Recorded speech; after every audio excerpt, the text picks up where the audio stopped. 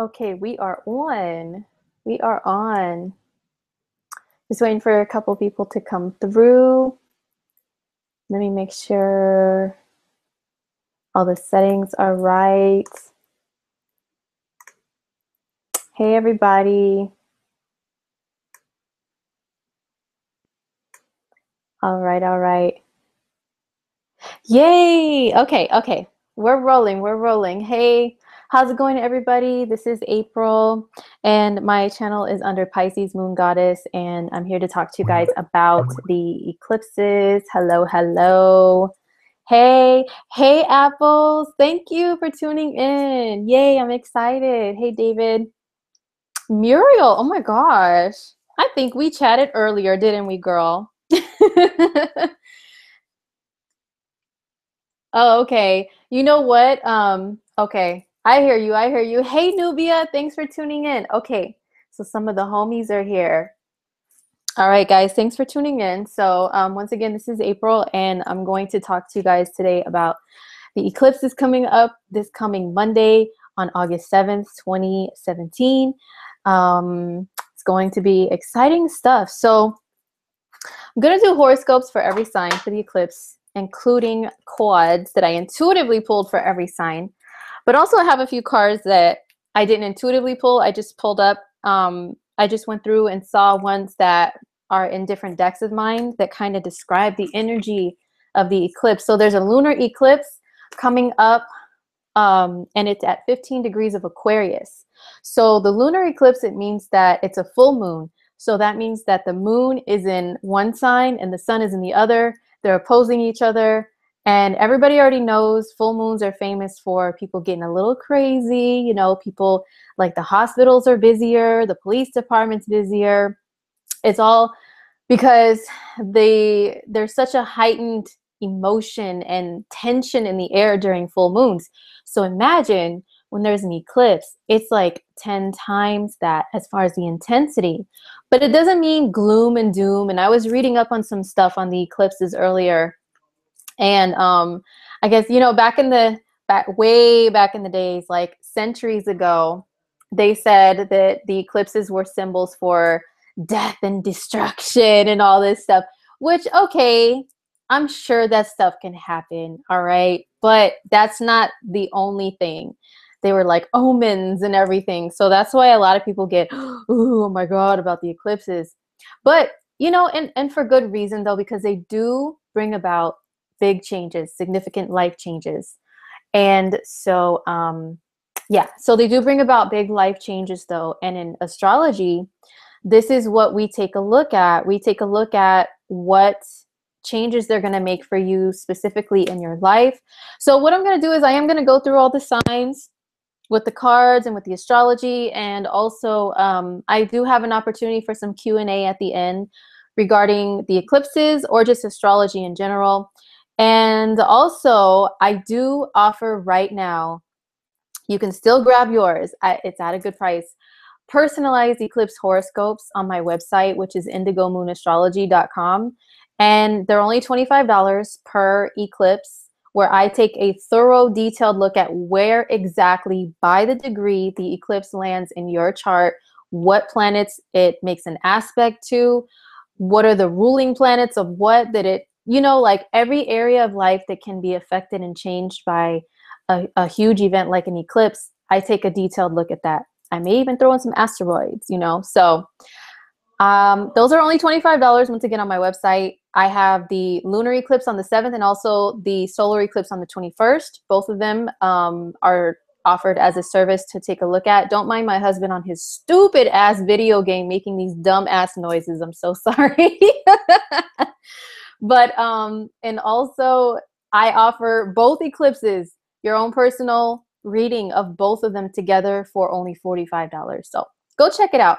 But as far as generalization of this eclipse, what is going on for all of us? Well, I guess if we talk about physically the eclipse, like actually being able to see it in the sky, in parts of Asia and Europe, it's going to be able to be seen.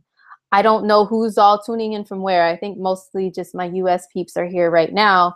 But just a couple of places that it's visible, like some places in India, Nigeria, Egypt, Thailand, Russia, Japan, I think the Philippines as well. That's just to name a few places. There's a website where I looked at a list of where it can be actually seen. So yeah, that's the physical phenomenon of the eclipse. We can't see it here in the US, but the next one, the solar eclipse, which I may do a live broadcast on. Let me guys know if this one's cool, if you want me to do that one too. It's that one's going to be able to be seen in the US. I heard in Washington, like Washington State, my mom lives there, and she told me that people are going crazy over this next eclipse and being able to see it, that they're all flocking into her state and buying up stuff. It's pretty crazy. But unfortunately, this one can't be seen in the US. Muriel is from Portugal. Hey, what's up? Portugal represent. That's cool. I only have a little list, but let me know if you guys can see the eclipse over there in Portugal, Muriel. So anyhow, another interesting fact about this eclipse at 15 degrees of Aquarius is it's a repeat of an eclipse that happened back in 1998. Actually, August 8th, 1998, there was a lunar eclipse, 15 degrees of Aquarius. Same thing. But the planets were not in the other planets weren't all exactly in the same spot. So it did have other subtle influences that may be different than this one, but still it's crazy, right? And then also for the upcoming solar eclipse, it's on the 21st of August at 28 degrees of Leo. But back in 1998, it was on August 22nd, 98, 29 degrees of Leo, a solar eclipse.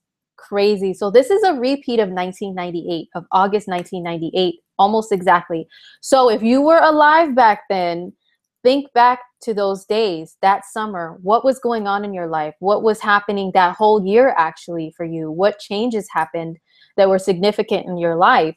And granted, I mean, now you're older, obviously, that was almost 20 years ago, but like cycles repeat themselves. History repeats itself.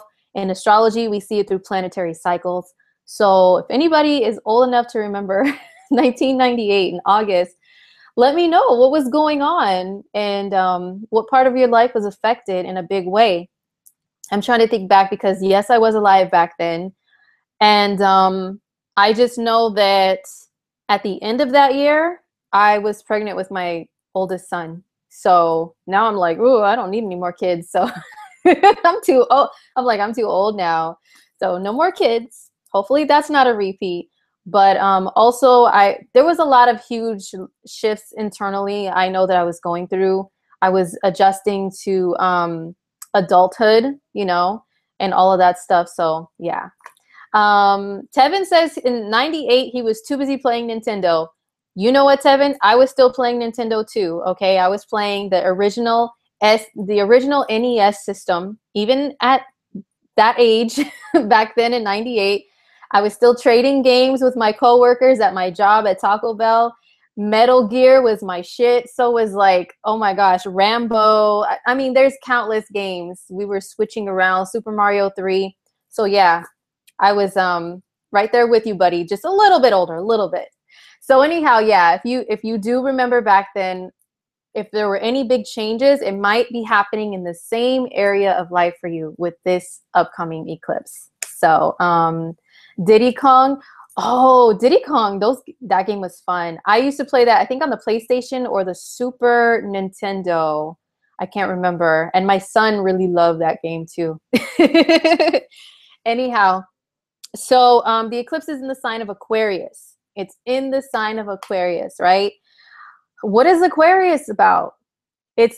Aquarius energy is about unity in a way. See, here's the thing about Aquarius energy that confuses people and why people say Aquarians are weird, man. Like, we can't figure them out. You know why? There's a few reasons why Aquarius energy is weird and hard to figure out. Number one, because they are ruled by two different planets. And both of those planets represent completely different things. So that's what makes Aquarius energy very complex.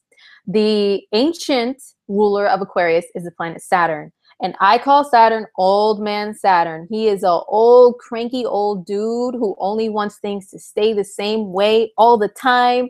They only go the one way all the time. It's always been that way.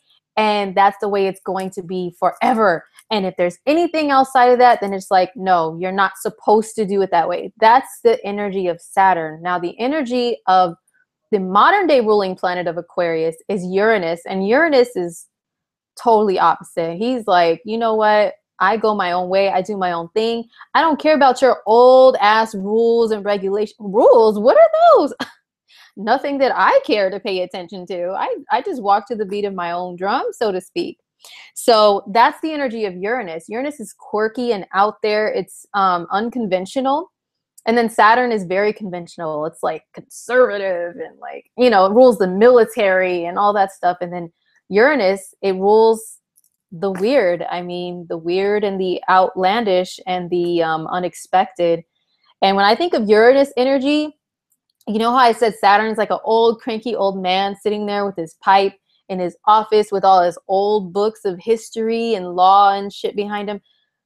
Uranus is more like a rebellious teenager that's doing their hair in some crazy like dude that's like all huge, you know, or different colors. And Saturn is telling Uranus, you look like a clown, kid. Why don't you go comb your hair? And why is your hair so many colors? You need to have it just straight brown or black or blonde or whatever. Just no outrageous colors. That's, you know, what Saturn's energy tells Uranus. So anyway, Aquarius has both of those within them. So they can be stubborn old men about certain things. That's what makes Aquarius a fixed sign. But at the same time, they like to be very innovative. They like things that are progressive and futuristic and weird, you know, and they don't like to follow the crowd. So with two of those energies ruling one sign, it's all enclosed within them. And that's why people can say sometimes they're hard to figure out. Okay. So with the full moon being, I mean, with the eclipse being there in Aquarius, Aquarius energy is also about bringing a lot of people together for a common cause, and only for the sake of that common cause, not because of their skin color or their religion or their country of origin or this, that, or the other with politics, beliefs. No, it's none of that. It's we are beings here. We're all beings, okay? Period, point blank. I don't care what you got between your legs. I don't care about that. I don't care who you care to date, man, woman, in between, whatever. Aquarius energy gives zero F's about that. It's more about we're all beings here. We all deserve to be treated fairly and justly, and we all have rights here. So there could be some issues based around Aquarian themes that are brought up with this eclipse. I've already seen them happening. And yes, I know they happen all the time, right? Every day something like that is brought up. But I've just noticed more of a little bit of a shift of an increase in that stuff coming up. For example, you know, Aquarius energy, it rules people who, like I said, they give no F's about anything to do with labels, okay? They don't care to be labeled. And so because of that, it rules also the different titles that are given to people. I know Aquarius hates labels, but still the labels that are given to people who date the same sex, or maybe they like transgenders, and also it rules transgender too. So, or people who identify, they were born as one gender and then they identify with another. That's also ruled by Aquarius and Uranus energy, because it's totally outside of the regular norm, right? So I've seen some things coming up in the news actually in the last 2 days, 2 or 3 days. And I think that's also because Uranus, the ruling planet of the eclipse in Aquarius, is going retrograde. It's actually retrograde as of yesterday.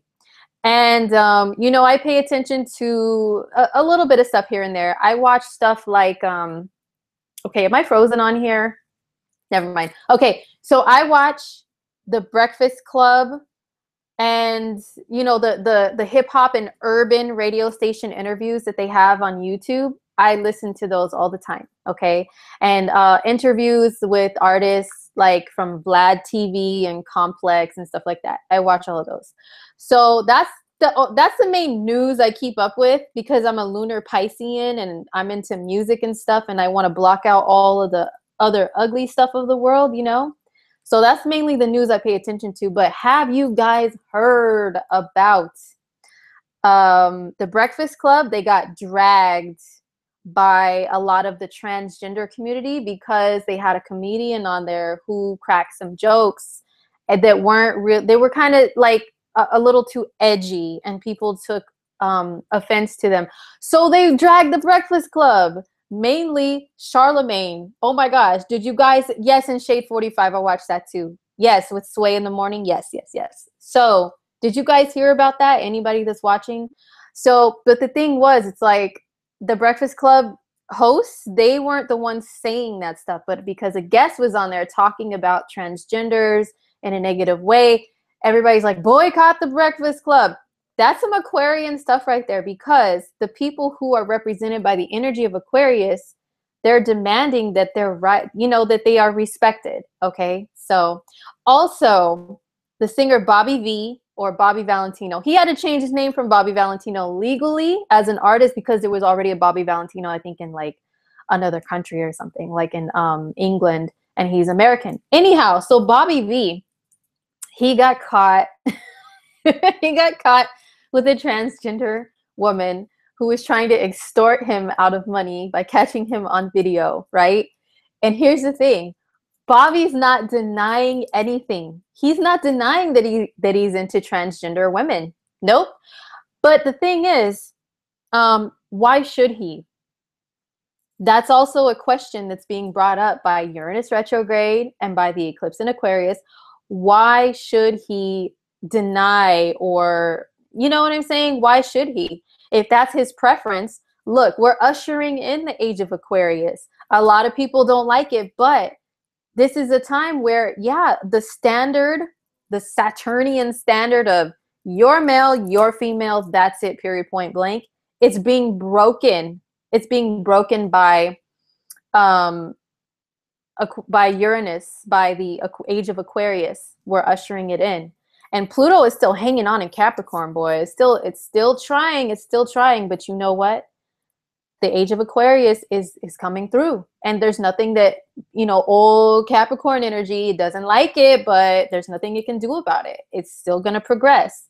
So maybe because of Bobby V not denying that he likes transgenders, maybe that may be an opening door into people being more open about stuff like that, including in the R&B and hip hop communities and scenes, or whatever you want to call it, because that, you know, that culture, although I love it, I claim it, I belong to hip hop culture. It's my heart and soul. If anybody asks me, what's your culture? It's hip hop, it's hip hop. Okay.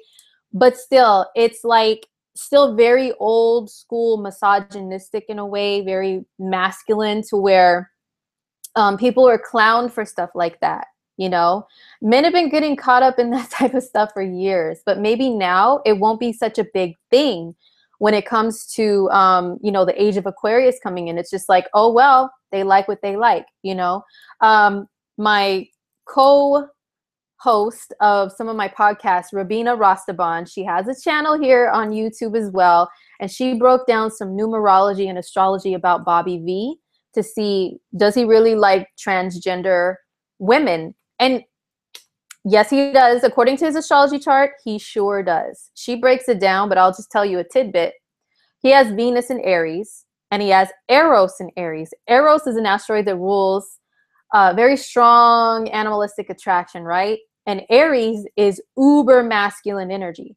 Not only that, but his Venus is at 20 degrees of Aries. Uranus has been in Aries for years, and it's been going back and forth over his Venus. So Uranus's energy, it once again, it rules Aquarius. It doesn't care about gender. So when it comes to females that are a little masculine, that may be not able to be labeled as either male or female, maybe they're in the middle, which is Uranus.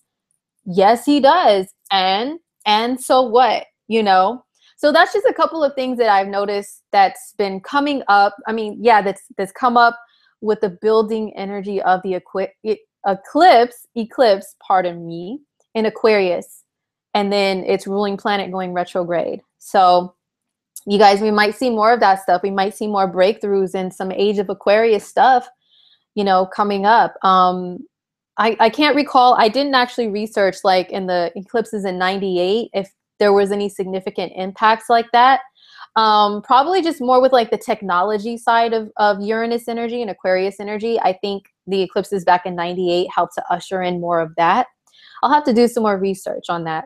But anyhow, just a few little interesting tidbits. But yeah, so it's like a lot of things are going to start coming up more, maybe some more situations like that where it's like, who cares? Who cares? And all these things about, you know, trans kids not being able to use the restroom and all this stuff. The eclipses, the Uranus energy, it's probably going to continue to address all of that stuff too, you know, and keep it coming with breakthroughs in that area. So anyway, NSYNC, yeah, NSYNC was popping back in 98. They sure were, Nubia. They sure were. I members. Can't say I was a huge fan, but I remember the frosted tip hair. Yes. Hopefully that stuff won't be coming back as a repeat in 1998. You know what I'm saying? So there's a couple of cards that I pulled, not intuitively. Once again, they're just like a representation of the energy of the eclipse. So this is from just my regular Angel Tarot deck from Doreen Virtue. And this is the Awakening card. And this is like the Tower card in regular astrology. And if you see the angel on the card, she, I think it's a she, is upside down. Upside down. Okay, and it says, looking at things from a different perspective, a temporary standstill. It's important to be yourself. Hello, hello, hello. Be yourself. That is completely Aquarius energy. Uranus and Aries, yes. Be yourself. And looking at things from a different perspective. Her being upside down, I mean, isn't that like an unusual perspective? And Uranus and Aquarius energy is unusual, okay? So I don't know if by the glare of my light, if you guys can see, but this is the card, okay? There's a delay here, so I don't know if you can really see it. But this is the card, Awakening. It's like the Tower card in regular tarot. I think I already said that. Okay, so yeah, this is totally representation of the eclipse in Aquarius coming up. In 98, you were listening to Master P and Little Bow Wow. I'm with you on the Master P. I was a no limit soldier for many years. Yes, I was. Little Wow Wow was a little too young for me at that time. But anyway, so this is another card. This is from my, I'm noticing this dumb piece of hair. Sorry about that. I'm sure you guys don't care, but it's Leo season and I do care. So another couple of cards. These are from my Oracle of Mermaids cards. And they're very gorgeous. And I'm a mermaid, so I love these cards. So this card, Wave of Power. It says a surge of power, an upswing in energy, exhilarating movement. Yes. Yes, hunties. I don't know if you can see. Hopefully there's not too big of a glare. Hold on. But Wave of Power. Okay, so Uranus's energy. There we go. Uranus's energy, it does rule power, like electricity and all that stuff. It rules that. And then when we get hit by Uranus's energy and Aquarius energy, it rules lightning, okay? Lightning and thunder. So it is kind of like being struck by lightning and thunder in your life. And eclipses are like that in general too anyway. So when it's in Aquarius, Wave of Power, yes, take it, do what you need to do with it. Make it yours though, so that it's not more like outside circumstances that are shaking up your world and your life. Make sure you have control over things, you know, and remain an individual. And check this out. This is more like the Uranus and Aries, you know, retrograde. This card says freedom, independence, and self-determination. And this mermaid, she's got red on, which is the color of Aries. She's got this like shirt on with a skull on it. So she's pretty badass, right? And this is totally the energy of the Uranus retrograde going along with the eclipse in Aquarius. Okay, so yeah, freedom to be yourself, okay? To be your weird self if you must. And The last card is from my Chakra Wisdom Oracle cards, and it's enlightenment. Uranus's energy and Aquarius energy is all about enlightenment and sudden insights into things, okay? Sudden insights. So with this eclipse, we may all gain sudden insight into our futures, just generally speaking about that energy, like sudden insight into what we want to do in the future and planning it out, or just sudden things like popping off and just having to go with the flow, okay? So with all of that being said, yes, I have all the signs, just your general horoscope for all the signs, including some cards that I pulled for each sign. These were intuitive pulls from my fairy tarot deck from Doreen Virtue. I love her decks. I know some people are like, oh, they're cheesy or whatever, but you know what? I'm all about the imagery because I'm a Pisces moon and there's like all these colors and stuff and fairies and oh, I love all that stuff. So I like to use these, okay, and they work for me, all right?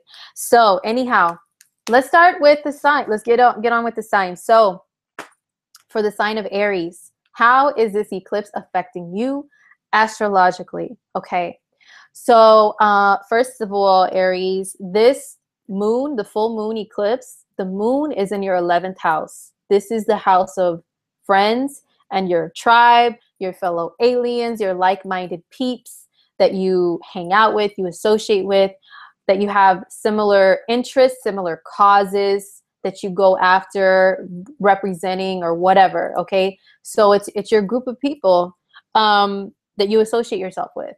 So for some Aries people, you may be breaking free. Maybe you've been doing some things as with the group and they no longer resonate with you. So it's like, okay, you know what? I need to get going. Or maybe it could be that you guys join a new group or cause or organization or something like that, Aries people. But the sun is on the opposite side in the 5th house. The 5th house is about shining out there as a leader, as somebody who gives no F's about what anybody else says. You're just going to do you, and you're going to stand on a pedestal, and everyone's going to worship you because you're so fabulous. That's the 5th house energy, okay? And Leo energy.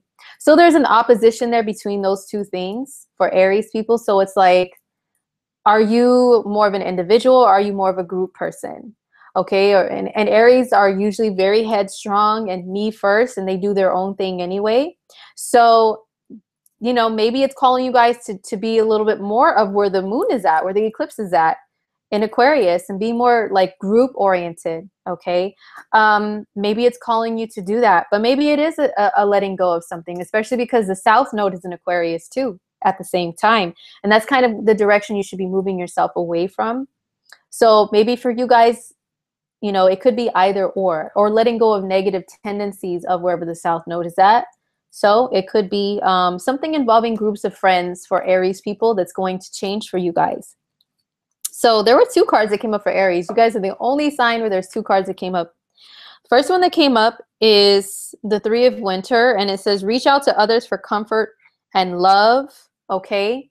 And this card is, yeah, like, it goes along with the whole finding your tribe thing, like finding like-minded individuals, finding people that support you, that are, you know, welcoming to you, no matter how like weird you may be, different, any of that stuff. People are welcoming to you. This card is also, yeah, reaching out to others. So not being afraid to do that, you know. And yeah, it goes along with the whole finding your tribe thing with the 11th house. And just not being afraid to ask for help. Aries people could be afraid to ask for help. And they're just like, no, I got it. I'm first, me first. I'm going to do it. I'm a volunteer, whatever. But sometimes you guys can kick back and like let other people do things. You know what I mean? The next card is actually a little different message. The Emperor. But this Emperor card is a little different. It has a different message. It says, use logic and structure to increase your success. Get organized. Be a firm yet compassionate leader. Okay. And let me see what else I pick up from the image of this card. Yeah, the look on his face is firm, but his eyes, you won't be able to pick up on that when I showed on the screen because it's so tiny of a detail. But I noticed that his eyes are like a piercing blue. And that piercing, like, eyes look on his face is like one of somebody who is very sensitive on the inside, but they put on this face like they're stern. You know what I mean? But yeah, leadership, a firm and compassionate leader. So definitely be firm, whether you're like, especially in group situations, still lead. And Aries, sometimes in group situations, Aries people can just take over the whole damn thing, right? Take over the whole project, the whole thing. And other people are like, okay, I didn't even get a chance to volunteer for anything because Mr. or Miss Aries over here, me first over here. So this is just saying like, yeah, you know, still be that leader and everything, that Aries leader, but at the same time, give other people a chance, you know? So that might be your lesson with the eclipse for Aries people. Okay. You have a lot of planets in the Aries decan 0 through 10 degrees. Interesting, interesting for Amma. Okay. So next up is Taurus. The eclipse is going to be in your 10th house. Well, the moon is going to be in your 10th house of career and your social status, like the title that you hold, that people know you by, which is like, it includes even like a legacy that you want to leave behind. Like, Taurus, was a blah, blah, blah, blah, whatever, you know, and everybody knows you that way. So for you guys, there could be some sort of change or breakthrough when it comes to your career, guys. So I'm hoping that it's good, but you know, eclipses can bring some crazy changes that maybe are like really, really extreme. Like maybe some of you guys may give up one type of career in order to take on a different one, for example. And maybe you guys some of you Tauruses may get promoted. Some of you guys even may be let go from somewhere. And if that happens, if it's the latter, Taurus, I know Tauruses, look, I'm a Taurus stellium. We don't play that, like not making money stuff, okay? Like being let go from a job. We don't play that. We like to quit and leave jobs on our own terms when we're ready and we have money saved up and all that stuff. So if you guys have this situation come up within the next 6 months, Taurus, to where you are asked to leave a job, then just know that it's to open another door. Another door will open. That's that old saying, when one door closes, another opens, okay? So just keep in mind what your worth is and your value is as a person of whatever skill that you have, whatever profession that you're in, and move along, gain a different title, gain a different status, social status, career title, whatever. Go on. You know, the eclipse is calling you to do bigger and better anyway. The 10th house is like the very top of the chart where everybody can see you. So how do you want everybody to see you, Taurus? That's something to think about. On the opposite end of the eclipse is the sun in your 4th house of home and family life. So I feel like the message is also to not forget about your family. And also the change in career can bring a change within family too. Maybe moving, maybe like getting a better house, renovating your house, being able to bring more things or more people into your house. Something will change there too. So for Taurus, this is an interesting card that came up for you guys for this eclipse, and it is the ego card. Okay, so listen, well, the message on the card says the illusion of being trapped, placing too much importance on material items, which we can do, Taurus. Hello, don't deny it, okay? Getting caught up in fear and worry. Okay, so these two fairies on here, they are burning things. They're burning material items. One of the things that one of them is burning, it looks like a paper or something that says guilt on it. So they're burning that away. Isn't that interesting? So what I get from that is, well, number one, the ego, working with your ego. Okay, 10th house energy, being honest, when you have 10th house stuff going on, sometimes your ego can get a little, like your head will just blow up, okay?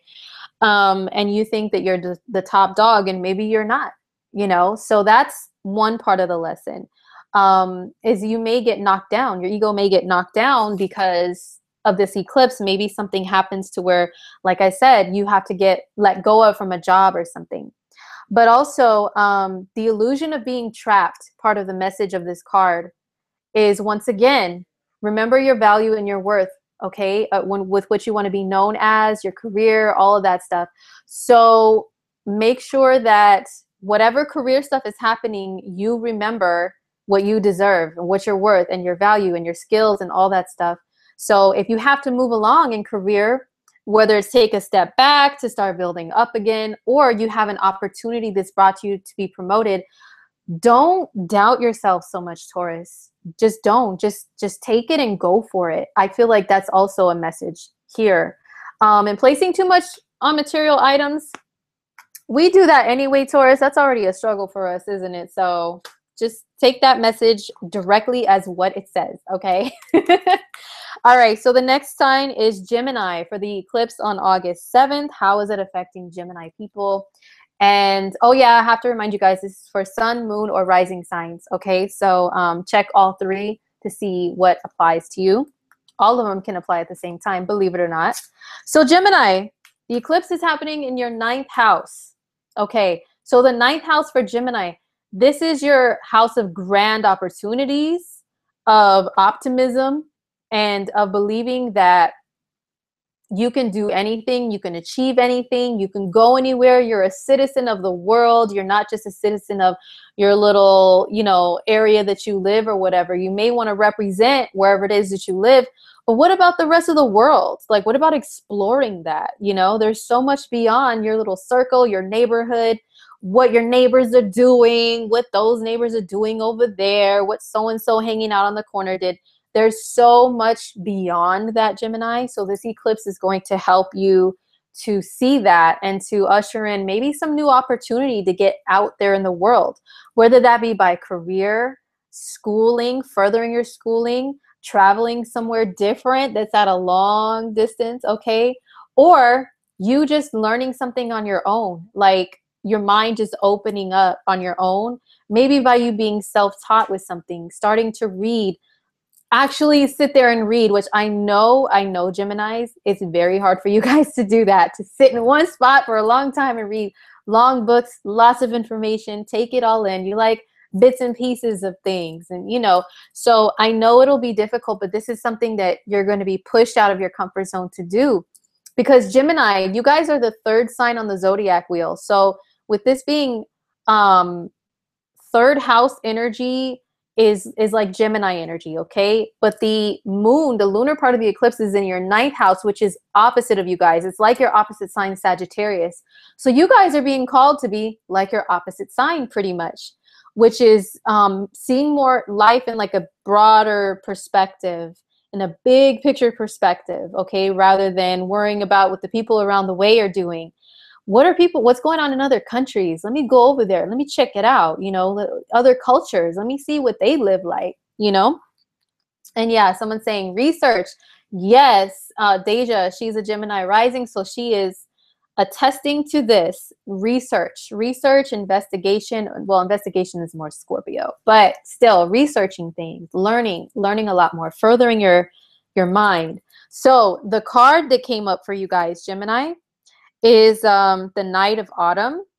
And it says, be assertive when it comes to what you know is right. Okay, everything going your way, a good person or company to work for. So the King of Autumn, this is kind of like the King of Earth or the King of Pentacles or coins in the other cards.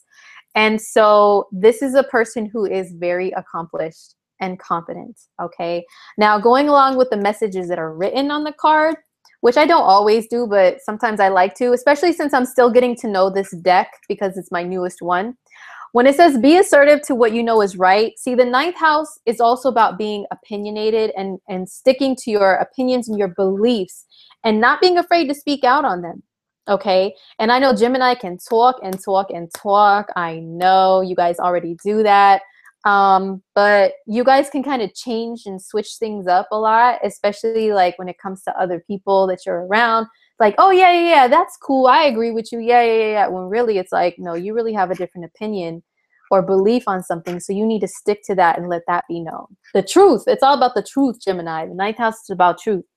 A good person or company to work for, this could be you being even like an apprentice under someone so you can achieve this king status here, okay? Like really learning a trade is also what this could be about, so that you can get here, which is accomplishing really grand goals in career and life and everything.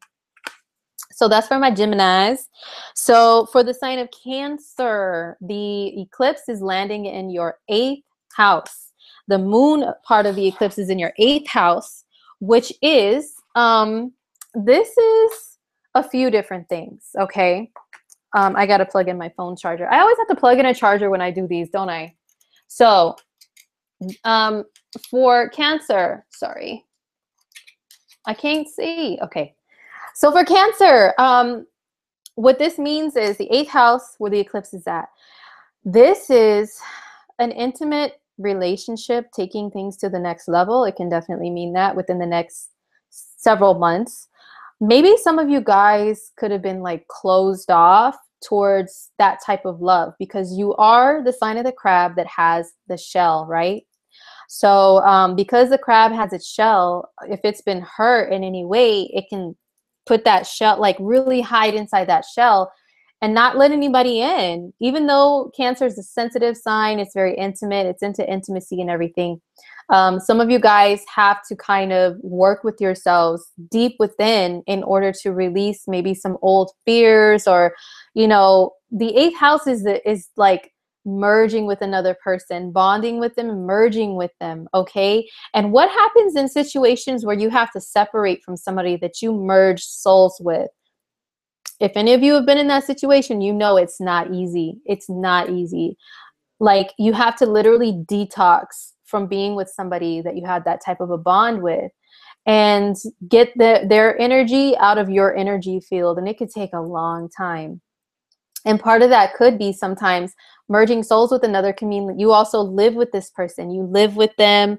You share a life with them. And what happens then? Like, you guys accumulate material assets together, joint assets. Okay. So some Cancers may have to go through something to where they have to get rid of some old things, whether in mind and memory and soul and energy, or physically in your physical world, that maybe remind you of somebody that you shared a life with and maybe you don't anymore. And maybe you could be blocked when it comes to intimacy with allowing a new person in because you're still holding on to that old crap. You know what I mean? So some of you guys may have to get rid of some physical items, maybe even do some cleansing of the spirit, the aura, do some sort of therapy of any kind that you are, you know, open to, occult stuff, alternative stuff, or even like seeing a psychologist or something to talk about what's harboring up there still that you haven't got out, you know, and gotten rid of, that you still feel a sense of PTSD or trauma from the past. So that could be something for Cancers that you guys may have to do. And yeah, it could be some people have to separate from a partner or divorce or something. You got to divide things up between yourselves, divide up your assets. And, you know, that's when the 8th house joint property, joint money part comes in, to where some of you guys may have to divide things up like that. But also it could be some of you guys welcoming that type of relationship in and starting to accumulate wealth and assets and joining of the souls with another person. So that could be exciting for Cancers. If it's not anything to do with relationship, Cancer, it could just be like your income that you make other than from working can grow and increase over the next several months. So if I were you guys, I would try to find some sort of alternative ways of income that are legal. Okay, of course, that's your business, whatever you guys do, Cancer. But I recommend, when I'm giving this advisement, the legal way, okay? Doing something that's other than working at a job to earn money. Like, I like to give this example to a lot of my clients of, I'm trying to think of the word. Oh my gosh, Mercury retro is driving me bonkers, guys. But get the type of income that you can earn from, like, being an affiliate links. Yeah, affiliate links. Doing affiliate links where people just click on a link that you posted and you can just have money come in. Like, creating something to where money just comes in and you don't have to do a lot of work. And I know a lot of Cancers that love stuff like that, okay? The less work, the better for a lot of Cancers. So creating something for yourself to where you always have that kind of money coming in, or joining forces with a business partner to where you guys gain money together. That could be something for Cancers. But yeah, it's definitely happening there. And so it could be financial, it could be spiritual, it could be like soul bonding love that's a change for Cancers. So the card for you guys, this is a good one, a perfect one that flew out for you guys, is the release card. Release, yes. This is totally appropriate for you guys. Releasing the old, definitely releasing the old to bring in the new, okay? And it says on the card itself, let go of the past, an ending that makes way for new opportunities, time to move on. You hear that, Cancer? Time to move on, okay? Because Cancer energy, you guys can really, with those crab claws, cling on to the past memories. You guys have memories like that are awesome, great. Like you guys hold memories like nobody else can. But some things that it's time to move on from, okay? And you got to welcome in the new. This is Aquarius energy, which is all about newness, okay? So you got to welcome that in. All right, so next sign is Leo. And I know a lot of Leos are like dying to know what is going on for them with this eclipse. What is bringing to them? Because Leo, your sign is involved in this eclipse. Sorry. It's involved in this eclipse big time. Passive income. Thank you so much, Tyra. Oh my gosh. Thank you, girl. I am a little burned out, but work must be done. So anyhow, yeah, that's what I meant. Passive income for Cancer. So for Leo, this eclipse is happening in your 7th house. This is relationships. Leo, what's going on for you guys? If there's any Leos in the house, let me know. Let me know what's going on relationship-wise for you guys. Any like, has anything been coming up? Any like breakups or any like doors opening for you as far as having a new boo in your life or anything like that? Let me know, Leo. So with this happening in your 7th house of relationships, yes, okay. This can be an eclipse of someone out of your life or an eclipse of someone in, or even both coming up for you guys. So sorry, I'm trying to get a little comfier here. But oh, my bum. Me bum. Anyway, for Leo, this could be letting go of a relationship. Like some of you guys may have to go through a breakup. I know that's not the best, the most positive thing, but I'm not just here to spread positive love. I'm telling the truth here, okay? And the truth is some of you guys may go through a breakup, and it's going to be for the better. Let me tell you why. Because not only because of that old saying, one door closes, another one opens, or one man's trash is another one's treasure and all that stuff, right? But because also the next eclipse that's happening 2 weeks after, solar eclipse, that means the sun and moon are both in the sign of Leo. Very powerful, okay, for you. That means it's all about you. It's all about you. So if you have to let go of a person or a situation that holds you back from you being your truest lion form, and you just like, they're holding back your roar, okay? Like they're muting your roar, okay? If they're doing that, you are meant to roar. You are here to do that, okay? So if they're trying to stop you from doing that, they got to go. Within the next 6 months, they got to go, Leo. Some of you guys may already be experiencing that because events can happen that are based around where the eclipse affects you. Like when the eclipse is building, okay? It can still build up to that. So anyway, yeah, for Leos, it's relationship oriented. And it's also taking a good look at yourself if you're not in a relationship and you want to be in one. What old relationship patterns can you get rid of, Leo, to be able to move on and have like the love that you deserve? I know Leos are all about what they deserve. I deserve to be treated like a king or a queen. I deserve to be taken out. I deserve. That's what Leo is all about, right? So if you want to get what you deserve, first of all, what do you have to offer another person? Are you being your best self when it comes to relationships? And I know Leos usually think, I am the best. I'm always the best. No, I mean, really take a really good look at yourself, not just in the mirror, that's your main, okay? I'm talking about a look at yourself, like for real, the real true you. Are you really being the best that you can be in a relationship? Are you being the person that you want to attract to you? Questions for Leo. So you guys may have to take a great look at yourself and ask those things.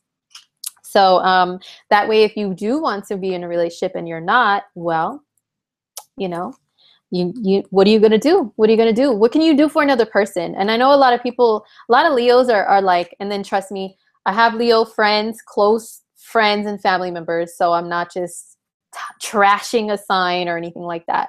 I'm talking about for real, from experience, from being around them.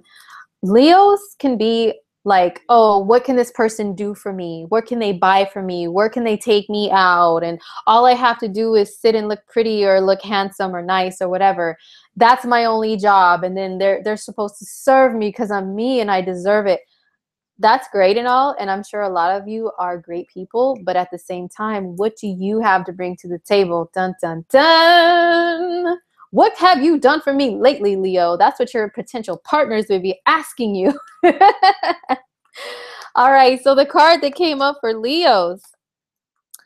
Wow, so the Prince of Summer, okay, and this is like the Knight of Cups in regular tarot, or Knight of Water. So it on the message on the card, it says falling in love suddenly, being swept off your feet, the need to stay grounded during a very emotional experience. So some of you guys could be swept off your feet by a water sign person who is kind of youthful. They're young. Prince energy is young. Okay, it's very young acting.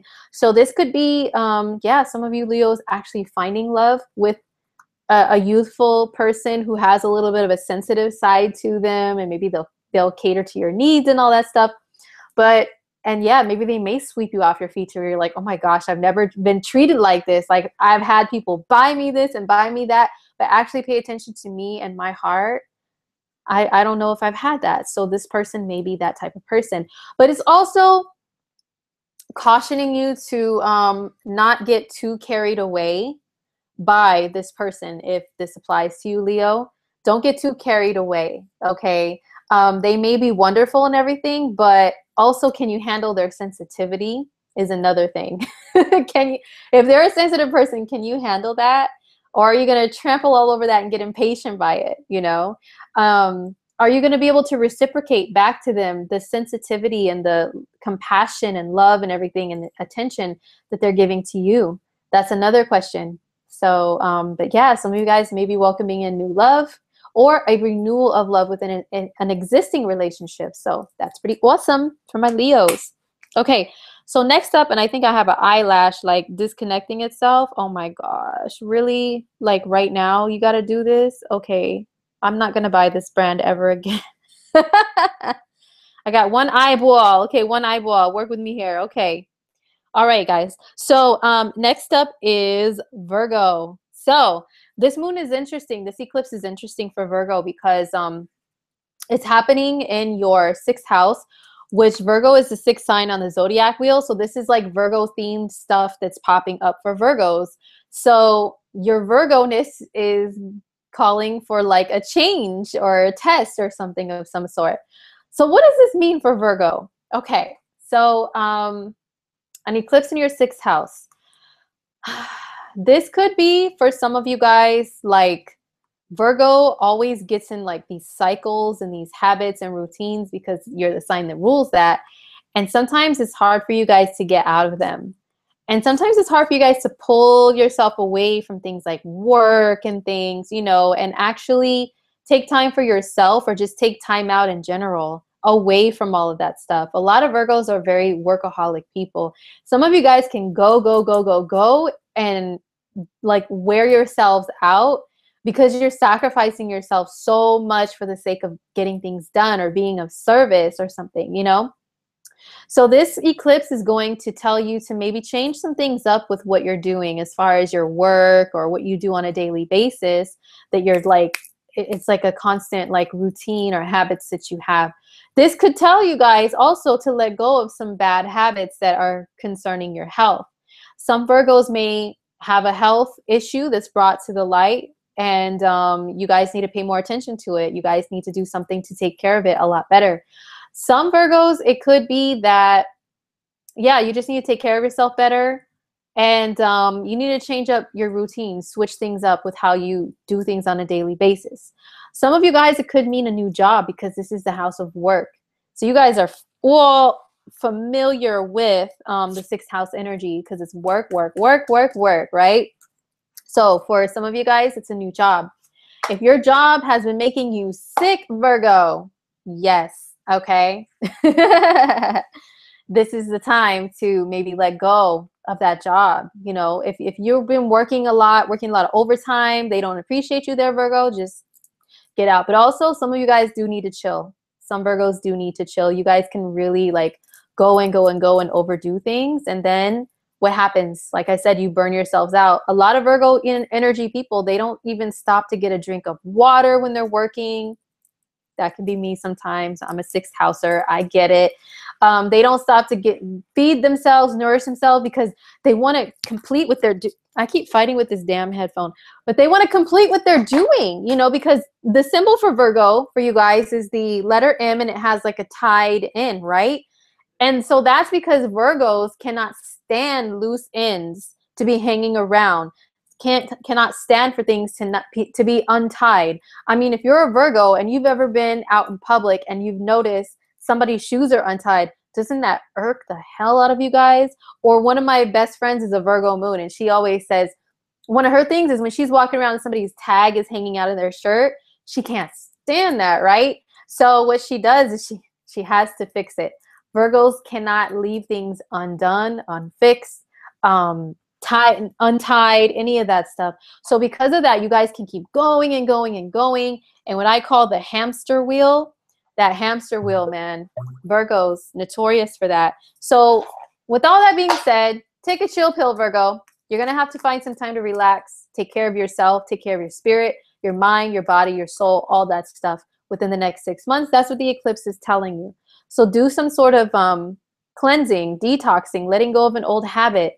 Tap into some spirituality. And I know for a lot of Virgo, just Virgo energy, if you have a great concentration of it, it's hard for them to really tap into spirituality and stuff because they're so about here, earthly things, everyday things that you just do here on earth and what can be proven in front of you and manifested materially in front of you like that. You know what I mean? From you actually using your hands and doing something. And so it's hard for Virgos to believe in things like spirituality and stuff because of that. But this eclipse may help you guys to start believing in some, or to start tapping into some metaphysical stuff, you know, some metaphysical healing, alternative healing, stuff like that for Virgos. So the card that came up for you guys is, let me make sure I'm doing this in order. Yeah, okay. So the card that came up for you guys was the Queen of Winter. So this is an equivalent to the Queen of Swords or Queen of Air. This is the air sign energy. So this could mean that for some of you guys, you have a very intelligent, older person, maybe a female, but doesn't have to be, who steps in and teaches you about some things, like how to take care of yourself. Maybe this could be a doctor, a new doctor, or an advisor of somebody, some sort that helps you guys out with taking care of yourselves a lot better. Okay, like a wise, older person. The message on the card itself says, let go of people or things that no longer serve you. Now is the time to focus on your career, unmarried or divorced individuals. Yeah, but anyhow, yes, focus on your work, Virgo, but still take the time to take care of yourself and chill, okay? And maybe this person may actually help to advise you on how to do so. Let me see what else I pick up on from this card. There's a lot of, that's kind of a purplish energy to me, an indigo energy, which to me is associated with the 12th house. So tapping more into your the 12th house, which is the opposite of Virgo. Like I said, it's the unseen, but you still believe in what can't always be seen, but it can be felt, you know? So that's tapping into that world a little bit more. Yeah, and some wise counsel from someone, definitely. So next up is Libra. So Libra, the eclipse on August 7th for Libra, sun, moon, or ascendant. For you guys, interesting stuff. This is happening in your 5th house. So this is the house of romantic dating experiences, which Libras live for, right? So this could be that you guys in the next several months, maybe you have a new lover, okay? You have a new lover come in. But when do Libras not have a new lover? Okay, that's all I have to say about that. Libras are always on the quest for new love, right?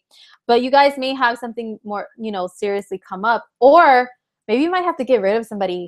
Maybe you've been like casually dating somebody and you guys have this little romantic thing going on, but you don't know if you want to take it to the next level or not. You know, you don't know if you want to let them go or move on to the 7th house, which is a committed relationship.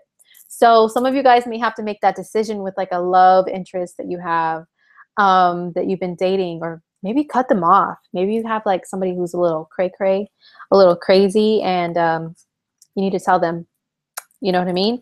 But it could be new love. It could be new romantic experiences, your world being opened up to the type of experiences with another person that really gets your heart beat going, your heart rate going very fast. And it's just like a beautiful feeling. Like maybe some of you guys haven't really experienced that fully. Maybe it's been like superficial kind of surface level stuff that you've experienced with relationships, but now it's the time to have the experiences that make your heart flutter, you know, that like, let's really get out there and have some fun. I mean, going out to a dinner and a movie, that's cool, but like, what can we do that's really, really fun? This is the energy of the heart chakra. It's the 5th house. So any experiences, they don't have to be dating. They don't have to be with another person, believe it or not, Libra. It could just be you yourself. More experiences that open up that heart chakra, that make it glow, okay? Make it glow with joy because you're just loving life. You're doing a lot of fun things. You're doing things that like ignite a passion within you for life. That's also the 5th house. So that can mean like a hobby or something, or a creative project. Maybe some of you guys may finish a creative project or start one, or start like something that you like to do, whether that's dance or sing or perform in some kind of way, because the 5th house energy is about being on a stage. So maybe there's a new opportunity for you guys to do that within the next 6 months. And yeah, maybe it might, you know, complete, or you can take it to the next level, something like that. So, and on the opposite end of this is the 11th house, which is reaching masses of people. So that could be like a little challenge for you guys. Like, do you want to be on your own little center stage, you know, where you just like, you're aware of your talents and everything and just stay there? Or do you want to like really reach other people, like big groups of people, and have them see what you can do and see your talents and everything? Do you want to be an individual, or do you want to be a part of a big group? That could also be a thing that comes up for Libras as well. So the card that you guys got, Libra, is the Lover's card. So this is like the Lover's card in other decks too. And this is my Fairy Tarot deck once again. True love that is long lasting. Choices made from the heart. I told you guys. And this one just flew out when I shuffled. So this is for you. Do things that are based on your heart's desire, like true heart's desire. And like a lot of Libras, you guys can get too caught up and worrying about if other people are accepting of you and what you want to do and how you're acting, or if a partner agrees with what you're doing. You may ask them first, would you be cool with this or that if I did this or that? But this card and this eclipse is telling you, yeah, like try to keep a balance between being a part of something or someone or a group, but still remaining true to you and what your heart really, really wants, Libra. What you want. Like, you are an individual. Don't forget that, okay? That's all I got to say about that. Now on to Scorpio.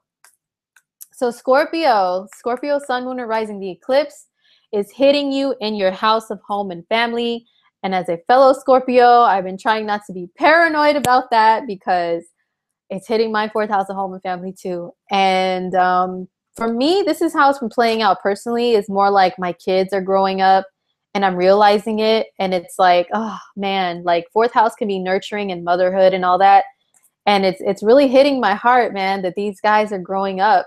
They just started school, you know, they went back to school, just started school right now. And so they're older, they're bigger, and it's just like, oh man, they're really growing up. So it's kind of like that letting go as a parent of your kids being babies and, you know, and all that stuff. It's really hard to do, but there's like steps into their life that they're taking into their lives that are kind of showing us that there is a sense of letting go, of like clinging onto them so tightly because they have to have their own experiences out in the world, right?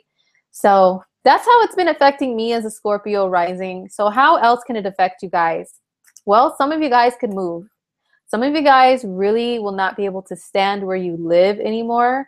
Or if someone is living with you, or you're living with another person, or you've got like different people living with you, maybe some of you guys, it's just going to be like, I can't anymore. Like, I can't, like, I can't with the roommate thing, you know, I can't, like, I have to live on my own. So it could be that. So some of you guys may move, or some of you guys, it may be that you get promoted or something great happens with your finances or your career or something to where maybe you can move to a better house. It could be that, because on the opposite end here is the sun up there in your 10th house, which is career. And then the solar eclipse in a couple weeks is going to hit your career house. So there's like career, home and family, bam, they're both being hit. So what are you going to do? How is this going to play out?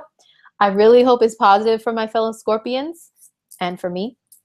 So yeah, maybe some of you guys may decide, maybe something may change within your family itself. You know, maybe like the family, like the way you guys do things in your household, you know, the structure in your house or dynamics within your family, maybe something may shift or change, hopefully for the better, of course.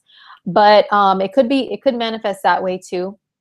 But yeah, something involving like career change and family change is what's happening for this, for Scorpios during this eclipse.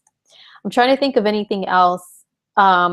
Yeah, so it could be moving, it could be changing stuff around your house or family, pretty much, plain and simple.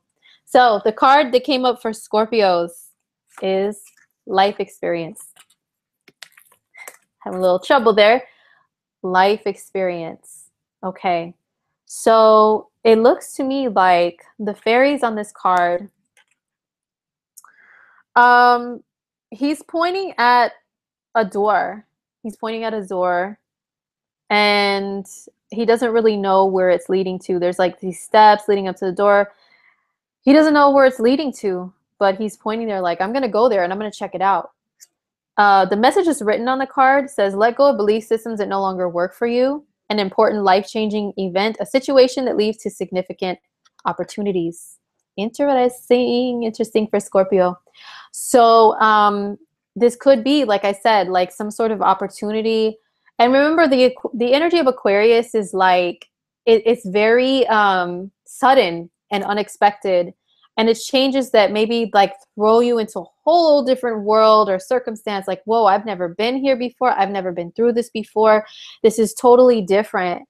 But you got to go along with it. And I know Scorpios, we can harbor a lot of fears. Okay, we have a lot of fears.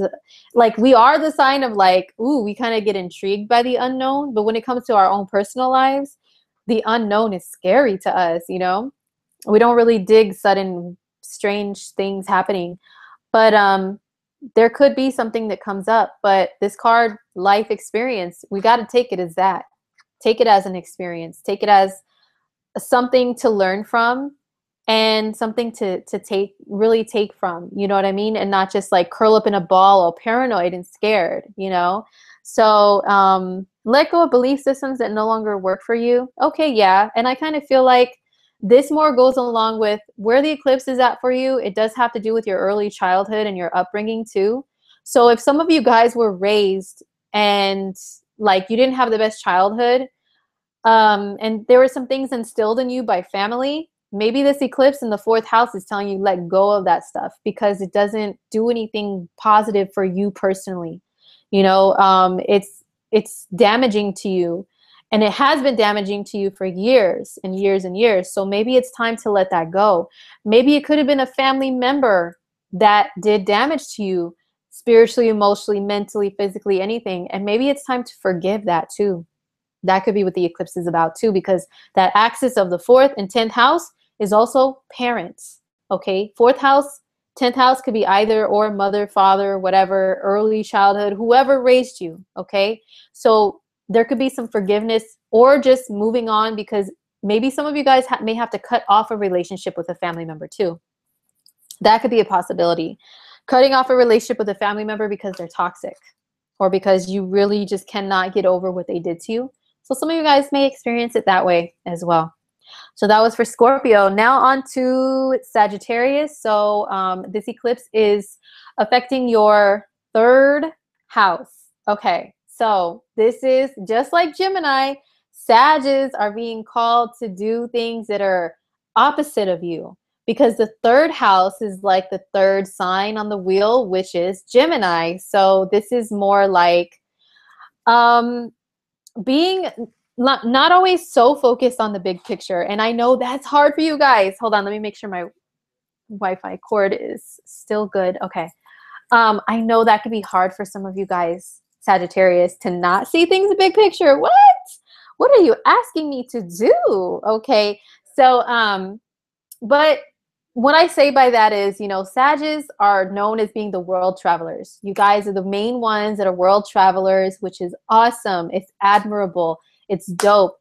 But sometimes you got to come back down here, you know, to the area that you live, your neighborhood, the little like relationships you have with different people, like not like one-to-one romantic or necessarily like family soul bond or anything like that. I'm talking about just like the people that are around the way that you talk to, that you see every day, that maybe your co-workers, people that you talk to at this place or that place.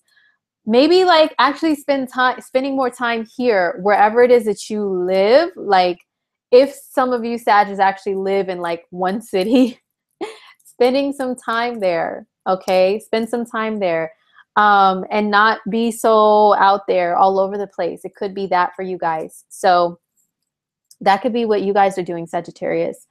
An eclipse in the 3rd house. Be careful driving, Sagittarius, because this is the house of driving short distances. Yeah, so be careful driving over the next 6 months, okay? And also your vehicles. Now, Mercury is in shadow and retrograde anyway this month. So pay attention to your vehicles, or however it is you get around anyway, okay? But an eclipse there in the 3rd house, this could change the way that you travel about in your city or your neighborhood, short distances or whatever. So yeah, maybe some of you guys may get a new car within the next 6 months. Hey, that would be cool. That would be cool, Sag. So that could be what's going on for Sages. Or relationships with like siblings. Siblings is also 3rd house. So maybe breaking the ties, like in a toxic relationship with siblings or cousins or uncles or aunts or somebody. Or it could be like starting anew with a relationship with one of those people or some of them, you know, or just spending more time with those people too, okay? And not just jetting off and like hanging out with people in jungles and stuff, you know what I mean? Nothing wrong with that, okay? I'm just saying, like, your people here in your wherever you live, hang out with them, pay attention to them, you know. Don't forget about them. So the card that came up for Sagittarians, this is the Prince of Spring. So this is like the Knight of Fire or Knight of Wands. Yeah. I like to translate, especially when I have a new deck, so it helps me to kind of feel out the energy of it a little bit better. But yeah, this is like the a younger person, and look at they're riding a rabbit, which is cool. And the rabbit is actually in motion and in action, okay? So there is actually something that could come up to where you guys do have to take immediate action. But the thing is, like I said, this is like the smaller picture versus the bigger picture. big picture stuff requires like big picture, like planning and everything, long term to do something. Um, sorry if you guys heard that. My gosh, my husband and his video games. I swear to God, Gemini moons. I swear. Anyway, this could mean like something that's immediately needs to be addressed, like in a short period of time, not like a long, lengthy period of time that you have to do something. No, it's like right now you may be called to immediate action for something, Sagittarius, with this eclipse. And it says also a challenge you can successfully manage. But let me look and see what I intuitively pick up from the picture on the card. Yeah, and he looks kind of okay. So this is like a younger person. This is a younger, youthful energy. And you know, Sag energy is very wise. You guys can be youthful too. You guys can totally be like that Peter Pan that doesn't want to grow up and wants to travel around the world and all that stuff. But this is like an even more youthful energy because Sag can be, like I said, very wise and educated and everything. So maybe tapping into more of that energy within you and just kind of, you know, doing things that are a lot more casual and a lot less serious. It could be that is a message for you too. So that's it for Sag.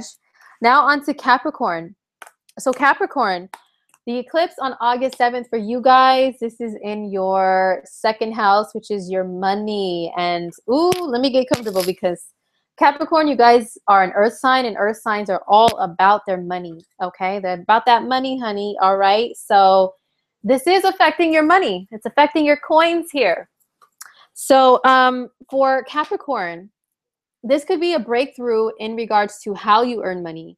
So even though the second house energy is not traditionally a job, but this is how you earn a living, okay? How you manage your resources, how you pay for all that stuff. So this could be a new job. This could be an increase, like a raise that some of you guys get too.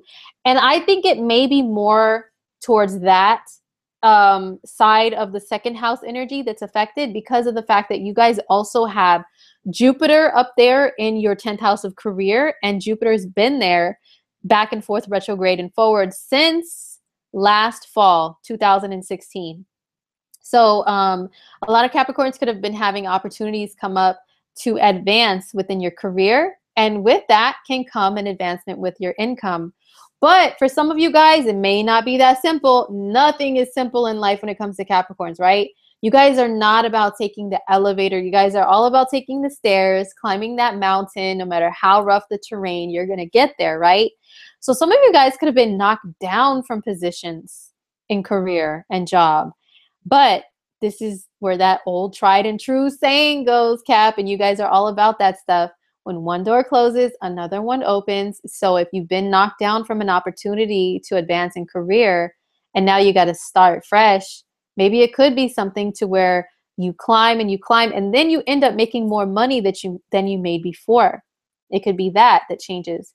But I think it's more of a positive thing. Jupiter is actually making a trine aspect to the eclipse within a couple of degrees. They're both in air signs, and it's in your house of work. So, I mean, in your house of career. So hopefully some of you guys start to earn more money, Capricorn, period, point blank. And on the opposite end of that is the sun in the 8th house, which is joint finances. So maybe your partner's income can be affected too. Maybe it can increase, or maybe they don't have to work anymore because you struck it rich or something, Cap. I'm sure a lot of you guys would love that, right? So the card that came up for you guys is the Ace of Autumn. And I'm like, hallelujah, because my husband is a Capricorn rising, and I'm like, yo, we need this Ace of Autumn, okay? This is a coins card. The kid is holding some coins there, literally, okay? So this is all about that coin. So on the card, the message on it says a windfall of money, hey, or it could be advice or assistance from others, very successful project, a change in your career. It's clear as day written on this card, okay?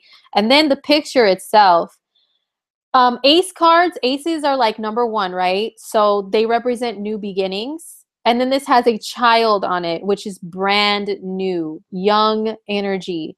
So something new, a brand new way to earn money, a brand new beginning within your money. I think also you guys should start looking into how you're spending your money too. And if you're actually saving it, investing it right, putting it away, all of that stuff to do with money, definitely take a closer look at that around and after this eclipse. That's going to be a really big thing for you guys, for Capricorn. So awesome. Get that coin, Caps. Get that coin.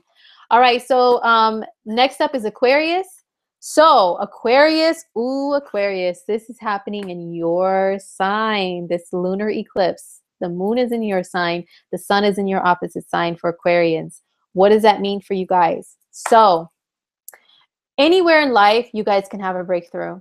Anywhere, anywhere. With it being in your sign, especially if it's your ascendant, this is your first house, which is the house of you, your body, yourself, your life path.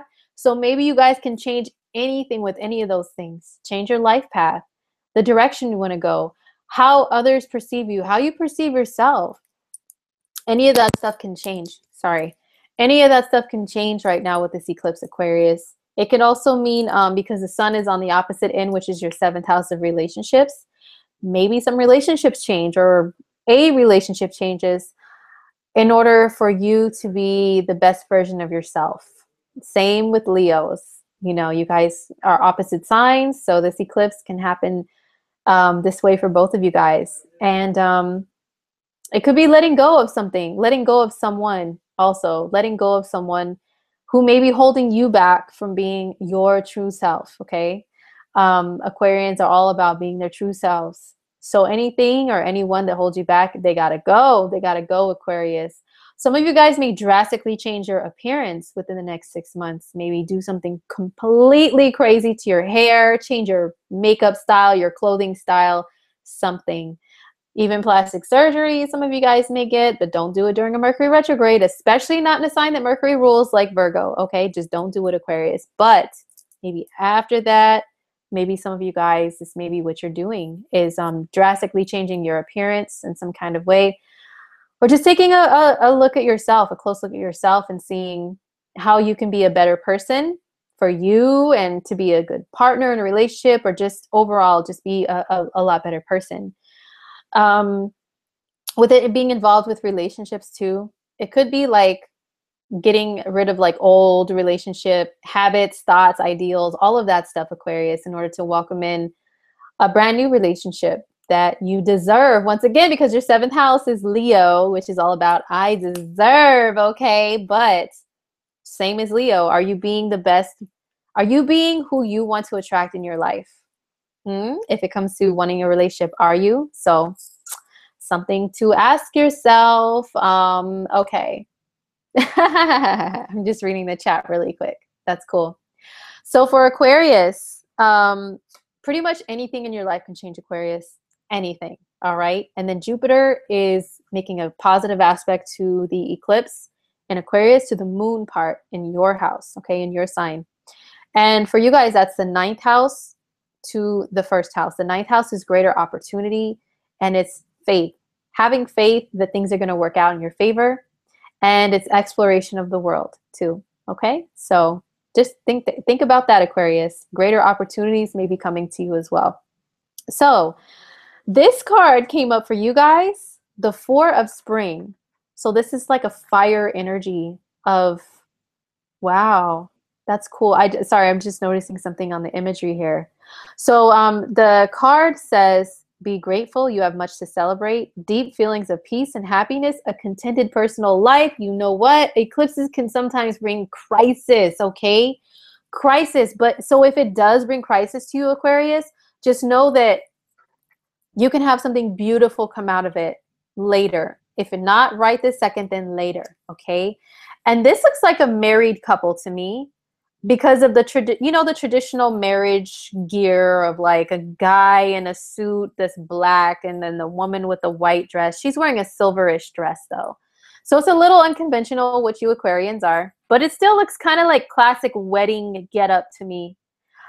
So this is like a love. This is a love that is stable. And four, when I think of the number four, I think of stability. I think of four legs on a table or a chair in order for it to be, you know, maintain being steady. If there's one of them that's missing, it's going to mean that something's off balance. And this couple here, they really look like they know what they want. They're serious about being together. They're building a future together. So maybe something can come up for you Aquarians like that, where you do have a good, solid relationship with someone. If it's not relationships with another person, like on a serious romantic tip, it's just stability in life. Maybe you guys can start achieving more of that, okay? Or going after it. Just going after that stability in your life and doing what you have to do to create that, more of it. So that was Aquarius. Last but not least, my fishies, my Pisces. So Pisces, this eclipse is on August 7th. For you guys, is in your 12th house. So the 12th house is the Pisces house. You guys are the 12th sign. So anything 12th house is like Pisces. This is happening in 12th house for Pisces. Wow. So this is like Piscean things that are happening for you guys. So what does that mean? The 12th house is the house of being a very compassionate person. It's the house of letting go. And I don't want you guys to be scared and scared about that. The letting go part. It could be just out with the old and with the new stuff. Because the 12th house is the house before the first. It's the house before your sign, the sign before your sign, okay? Before we get to your sign where it's about you and fresh new energy and everything, we got to wrap things up before that with the old, excuse me, the cycle of old and new. Before we start with the first house, we got to end things in the 12th. So for you guys, it's cutting things off, cutting people off, getting rid of people, getting rid of things that are just not... I don't like say that no longer serve you, but yeah, I guess no longer serve you, no longer beneficial to you.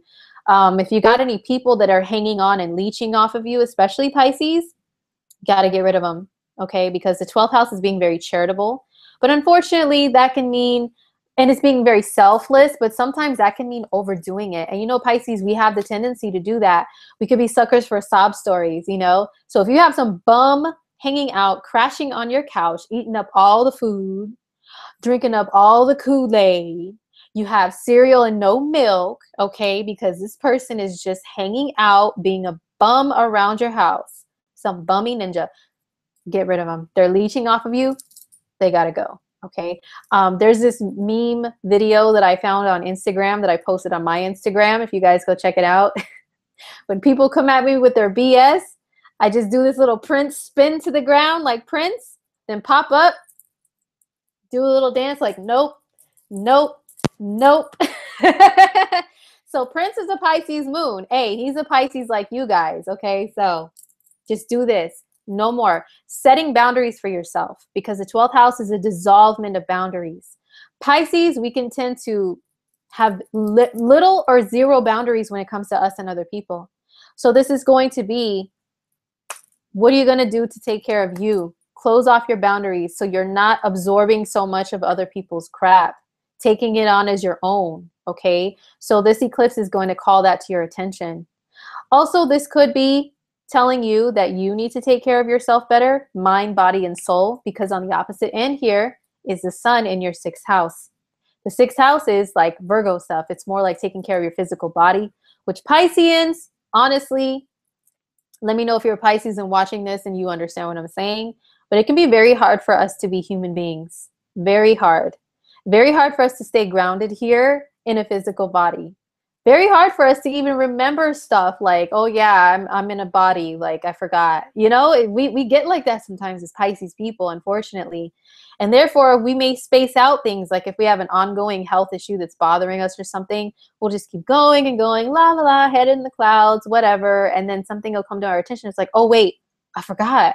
I am human, aren't I? You know, so there could be something that comes up for you guys. It brings that to your attention with this eclipse, to where you really do have to take reminder, message, bing, take care of yourself, Pisces. Take care of yourself, okay? And also trust any sudden insights of intuition, intuitive information that you receive too, because this is in the house of intuitive insight that you guys are having this eclipse. and this lightning flashing energy of Aquarius happening in there. So pay attention to your dreams, Pisces, because they may have some real deal messages for you. So the card that came up for you guys is the Nine of Autumn. This is like an earthy energy, like the coins or whatever in the other tarot. It says, reward yourself for all your hard work, being happily and successfully self-employed. Hey, I'm all about that. Cherishing your time alone. Alone time is so crucial to Pisces because we're so permeable when it comes to other people's energy. We're so like, we absorb it. You know, it's like you walk into a room, right? As a Pisces, and like, if there's negative energy in the room, people have funky attitudes. We will pick up on that and we'll be like, ooh, I don't feel right. I don't like, there's this attitude all over the room. And now it's becoming my own. And I feel like I have an attitude now. But why? Where is it coming from? It's coming from other people. Their energy is just funking up the room, right? So that's why we need our alone time as Pisces people. We need a sacred space in our home. Even if we live with other people, we need to be alone sometimes. And people need to understand that in our families or whoever we live with, roommates, whatever, pets, okay, whoever. We need to be completely isolated sometimes to kind of rid ourselves of everything we've collected around us on a daily basis of other people's energy. So appreciating your alone time, yes. But traditionally, this card is more about, look at, there's a lot of grapes and fruits and vegetables and things around her, and she's playing an instrument. So this is a card of like abundance too, you know? So this says reward yourself for all your hard work. The opposite end of the eclipse, remember, is the 6th house of work. So if you guys have been working very hard, work, Pisces, because Leo is your 6th house, and the sun and Mars and Mercury have been all up in your 6th house of work. So some of you guys could have been going and going and going like your opposite Virgo and not even stopping to take care of yourself, you know, working very hard. So maybe some of you guys do deserve a vacation, man. Okay. Hey, man, you not always time to go to work, man. Need a vacation, okay? You need to take time out for yourself. So definitely do that. If you've been working and, you know, maybe you have a little money stash or something, treat yourself, Pisces. Treat yourself, or just spend some time chilling alone, okay? Release all the old to welcome in the new. So that was it for the eclipse horoscopes here on my channel. And I really appreciate all of you joining in and watching and participating in the chat. Thank you so much. Thank you. I'm going to try to do these a little more often. If you guys have any suggestions of any other type of thing you want me to do coming up, let me know, like any live streams. I'm going to try to do more of them. But also, I promise you guys Q&A, so I'm not leaving yet. Maybe in about 15 minutes, because I do have a meeting with the lovely Cosmic Council ladies. We are teaching a webinar tomorrow on how to read your own astrological weather or the transits. So if you're interested in that class, hit me up. But I'm teaching a class, got to meet with my ladies, my Cosmic Council ladies. And also, speaking of the eclipses, I'm doing what's called an eclipse party with the Cosmic Council ladies as well. On the day of the eclipse, on the evening of the eclipse, okay? We're doing this podcast event. People have already, we had limited seats, guys. Everybody signed up already. We're going to be reading charts, 4 astrologers reading the charts of each person and our take on the eclipse and how it's going to affect them. So you guys are welcome to listen. I'll post a link. I'll post it on my Instagram if you guys follow me on Instagram, or my Facebook too. Follow me on all those outlets. I'm under PiscesMoon Goddess, and you'll find the link to the paid to podcast event of us reading charts for people, their eclipse forecasts, personal ones. And don't forget that I offer personal eclipse forecasts, still available on my website, indigomoonastrology.com. It is in the description box, okay? So now time for Q&A. Does anybody have any questions about astrology? General questions, okay? If you want to give me a Starbucks order of your chart, I have this quincunx that's progressed this over here on the 3rd power to the 4th degree. That requires a personal reading. But if it's general about a house, a sign, a planet, something, you know, ask away, guys. If I don't really have any questions come up, I'm going to peace out. So any questions from anybody? Let me go back in the chat a little bit and see if any questions were already posted. Okay. You want to apply astrology more into daily life with personal transits. Okay. You know what, Erica? I will send you the info on that too, on the class, if you're interested, because it's dope. Like, we're going to show people how to journal and everything when it comes to astrology, how to track your own transits and journal so that you know, like, on certain days you may feel a certain way. Like, if the moon is in your sign of your moon, you know you're going to feel more moon-like. You're going to feel very sensitive, extra sensitive, emotional, hungry, cravings, all of that stuff when the moon is in your sign, the moon is in transiting through your 4th house, and all that good stuff. Just little things like that we will teach. Okay, so David asks, are there certain signs or chart placements likely to be in a polygamous relationships such as Sag, Aquarius, Gemini, Pisces, Venus? Yes, all of the above, actually, David. You're pretty right on that. It is all of those signs. All of those signs, yes, are more likely to want to be in polygamous relationships. So David listed all of the good ones too. Sagittarius, okay. Sagittarius will appreciate relationships like that because they're all about their freedom. They roam. You know that I love that song by the B-52s. I think it is called Roam.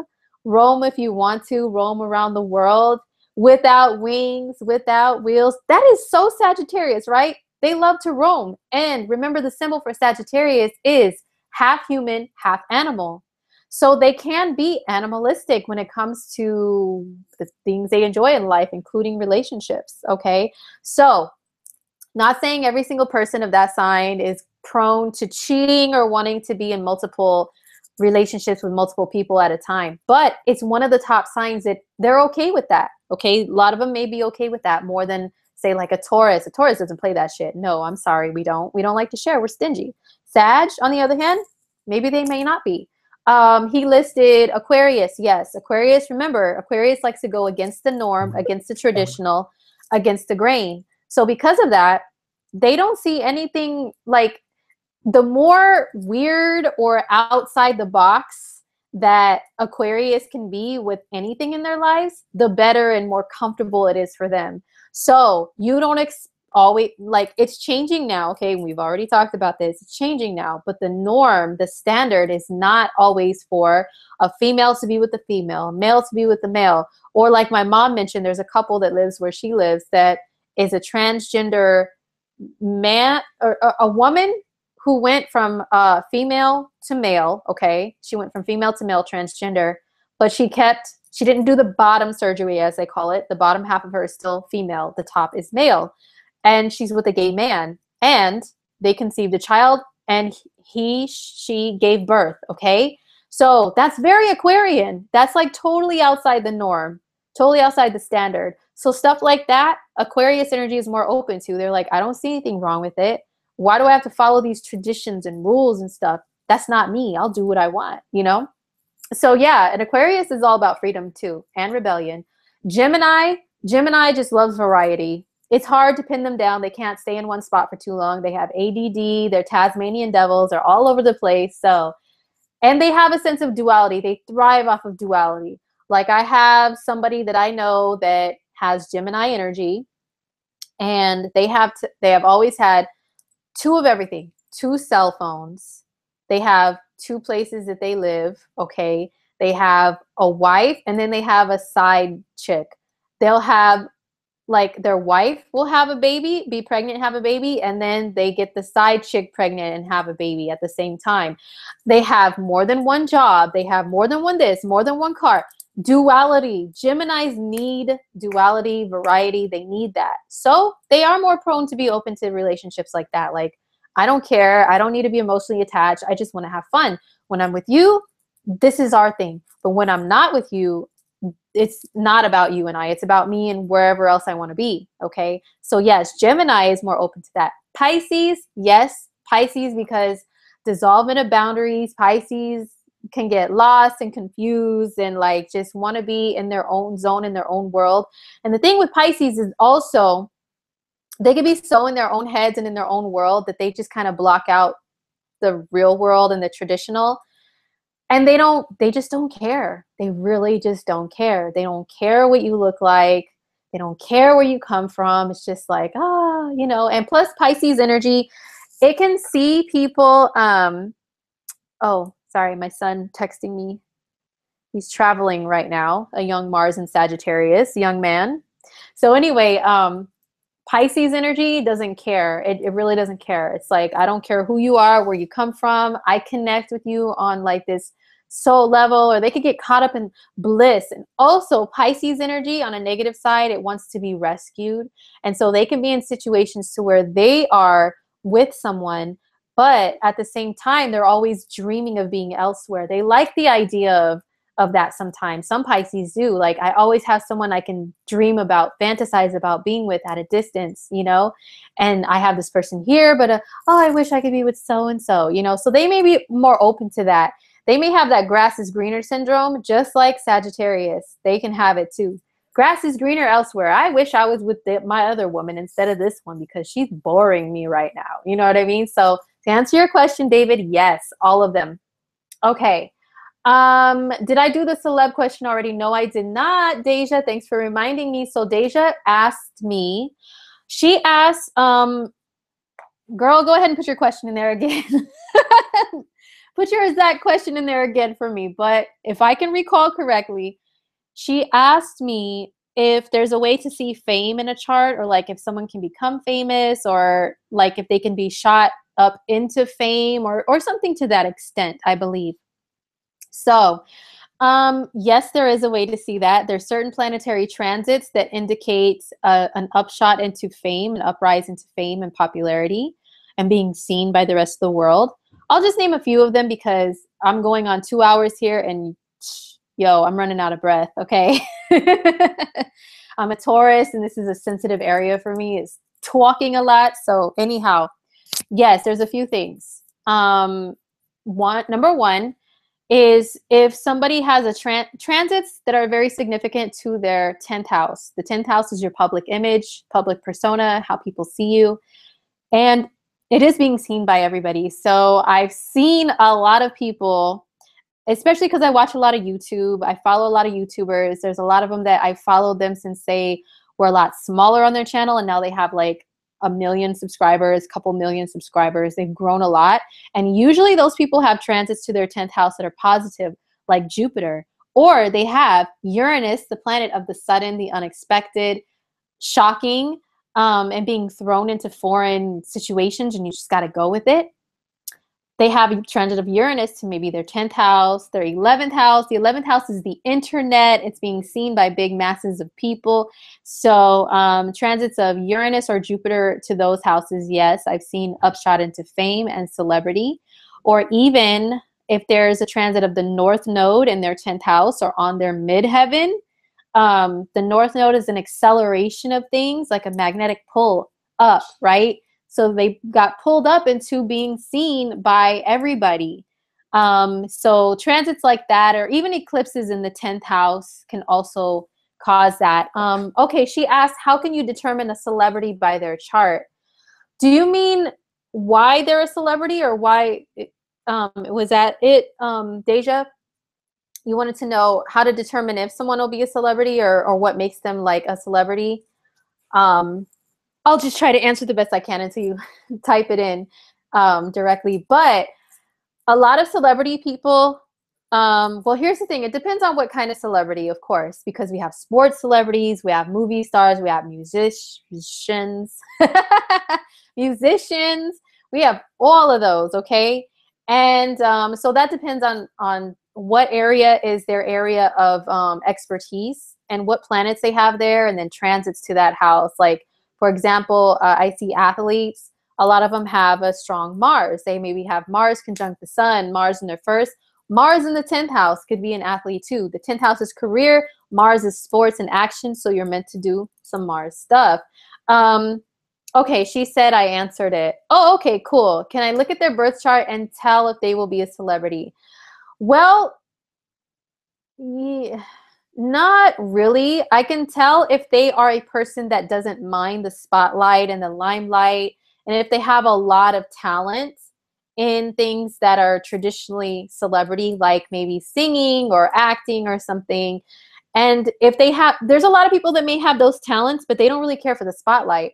So if it's a combination of the two, like for example, my son, my oldest son, he's a Pisces rising and he's a Virgo moon. And both of those energies are very shy. And he has Venus in Virgo, very shy energies. But he has a lot of energies in his chart that make him super talented, such a talented DJ and producer. Okay. This guy, not just because he's my kid, am I saying this, but no, he is dope. He's won like DJ contests and stuff. But you know what? He's just so shy. He doesn't care for the limelight and the spotlight. And after a while, you know, I came to that realization, especially after I started reading his chart. And I'm like, you know what? It's cool. Like, he's got all this talent. He's not made for the spotlight. He's one of those people, if they happen to gain it, okay, but they don't really care about it, you know? So some people could be very super talented, but they love to show it off. They're just big time show offs. Like, for example, you've got the combination of Pisces energy and Leo energy, then you may be a person that is cool with being a celebrity. Leo loves for people to worship them, admire them, adore them, and all that stuff. Pisces energy doesn't really care about that. They're more behind the scenes energy, or they just want to be in their zone doing their thing. You know, they do their talent in music or whatever, dancing, because it's just a way to escape reality, not necessarily, oh, I want to be famous. So if fame comes along with it, okay, cool. But like, if you got Leo in the mix too, hey, the spotlight's on me and I'm going to show off whatever I can do. Like, take Michael Jackson, for example. Michael has both. He has the shy Pisces energy, the shy Virgo energy, but he's also got Leo energy too. So there's no denying, there's no hiding that talent with the Leo in the mix, okay? So that's how you can kind of see celebrity in a chart. Also, if somebody has a lot of planets in their 10th house, it doesn't guarantee them to be a celebrity per se, but they may be someone who is very recognized. I'm sorry, I was really loud with that. They are recognized by the world or on like a big platform or huge scale. Having a 10th house stellium of positive planets in the 10th house, you know, they could be recognized very easily. And especially if there's transits to that 10th house too that are positive, like Jupiter or something, they can really shoot up there to fame. So whew, hopefully I answered that. If not, then of course you can, you know where to find, you know where to find me. You can inbox me and I'll answer more in detail for you. So let's see. Somebody, let me see what else asked. Okay, other questions. What does it mean if a person has a lot of retrograde planets in their birth chart? Well, there's a few different theories on that I'm still personally like experimenting with and checking out.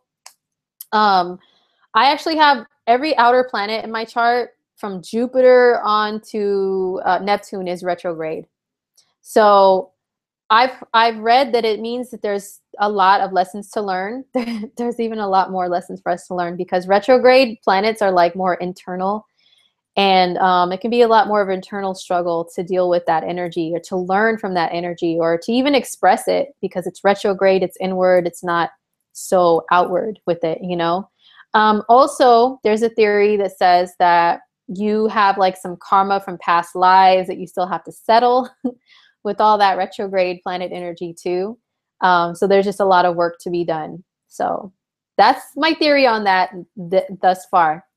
Okay, so somebody asked, what else are you guys asking? Okay. Okay, my Venus is in Capricorn. Do you think that's a hard placement to have for a Venus sign? You're a Pisces sun and have a moon in Sag. Venus in Cap. So, Venus in Capricorn, I would say just when talking about like general Venus energy, when you think of Venus energy, you think of all this romance and being swept away and being so like into another person and, you know, the classic like relationship standards, okay? But Capricorn energy, when Venus is in it, it's not always completely about all that lovey-dovey mushy stuff. But I would say Venus and Capricorn would make someone want someone by their side that makes them a power couple. a power couple that's successful together. And they will do things for a partner that's a little bit more on the traditional side, rather than being all over them, drooling all over them, you know, all in public. And Venus and Cap, generally speaking about Venus and Cap, I'm not looking at your whole chart and aspects and all that. So, but Venus and Capricorn is not the most lovey-dovey, like into like public display of affection type of sign. No, no, no. Venus and Cap is not like that. Oh, I think our meeting is starting. Okay, my meeting's starting, guys. It's 7 o'clock my time. Okay, I need to join this meeting right now. But anyhow, I'll call the girls back.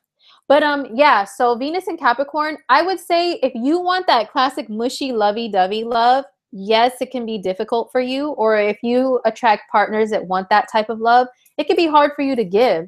You're more traditional. You may, I think you're a female. Who was, yeah, Haiti. Okay. As a female, and if you date men, and if you like masculine men, it could be hard for you to, it could be hard, sorry, just one second. Okay. It could be hard for you to be super uber feminine in a relationship. You know what I mean? When expressing love to your partner, it could be hard for you to be like that. So, what was I going to say? Yeah. So anyway, Venus and Capricorn, is it a hard placement? If you want to be like uber feminine, yeah, it's hard. It's hard because Capricorn energy, you know, it's a feminine element. Earth elements are feminine in astrology. However, Capricorn energy is very masculine in nature too, because it's the energy of the father, it's the energy of the provider, of the boss, of a military official. It's like very hardened, you know?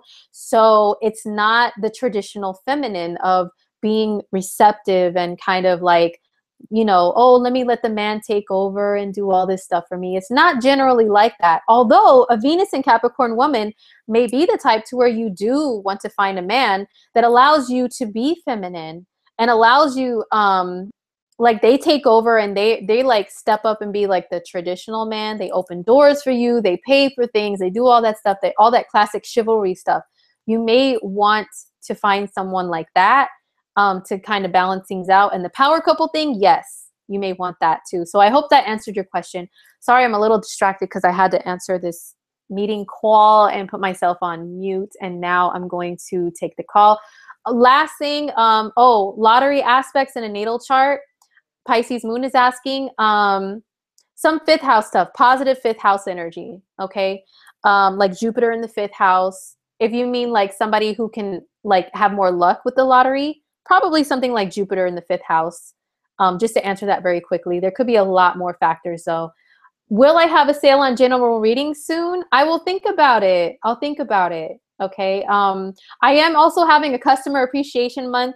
So if you order any reading from me this month and you actually provide a review of my services on my review page or my Facebook, you get $10 off of whatever future reading that you have with me, okay?